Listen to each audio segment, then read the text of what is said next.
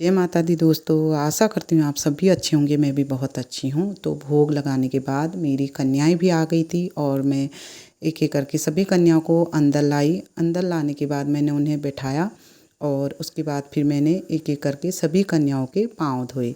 तो दोस्तों आज नवमी है। हम लोग नवमी के दिन कन्याओं को पूजते हैं। कहीं पर हरेला बोते हैं तो वहाँ उन जगहों पर दशमी के दिन कन्याओं की पूजा होती है और मैं नवमी के दिन ही पूजती हूँ क्योंकि मेरे ससुराल में हरेला नहीं बोते हैं, तो इसलिए उनको नवमी के दिन ही पूजी जाती हैं। और उसके बाद फिर मैंने सभी कन्याओं का तिलक किया।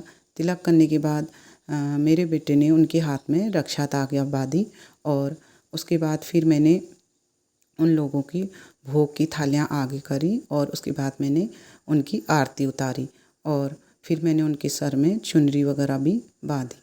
और तो दोस्तों माता रानी नवमी के दिन नवरात्रियाँ पूरी हो जाती हैं तो अपने सभी रूपों को एक करके माँ दुर्गा के रूप में फिर से हमारे घरों में निवास करती हैं। कहा जाता है कि चली जाती हैं, चली नहीं जाती क्योंकि वो 9 रूपों में 9 दिनों में अलग अलग रूप में हमें दर्शन देती है।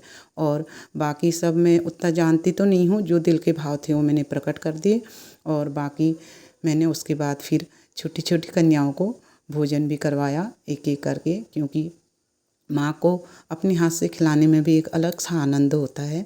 नवरात्रि ख़त्म होने वाले में हैं, हमें भी बहुत बुरा लग रहा है क्योंकि हमें पता नहीं चल रहा था कि सुबह कीर्तन होते थे, शाम कीर्तन होते थे, कि दिन कब निकल जा रहा था और दूसरे दिन का फिर से इंतज़ार रहता था कि हम फिर से कल से हम किसी और के घर में भजन किया करेंगे माता रानी के। तो हमें उन दिनों का कुछ भी पता नहीं चला। तो कल को दशमी है। दशमी के दिन माँ काली माँ के मंदिर में भंडारा होता है, वहाँ भी आपको दिखाऊंगी वहाँ भंडारा किस तरह से होता है, तो मैं आपको सब दिखाऊंगी। और ये मेरी कन्याओं का भोग आने के बाद उन्होंने मुझे आशीर्वाद दिया और मेरे घर सर में चावल अक्षत वगैरह डाल के एक एक करके वो मेरे घर से गई, क्योंकि उन्हें दूसरी जगह भी जाना था। क्योंकि नवमी को भी बहुत लोग खिलाते हैं, अष्टमी को भी बहुत खिलाते हैं। जय माता दोस्तों, लाइक शेयर सब्सक्राइब ज़रूर कीजिएगा।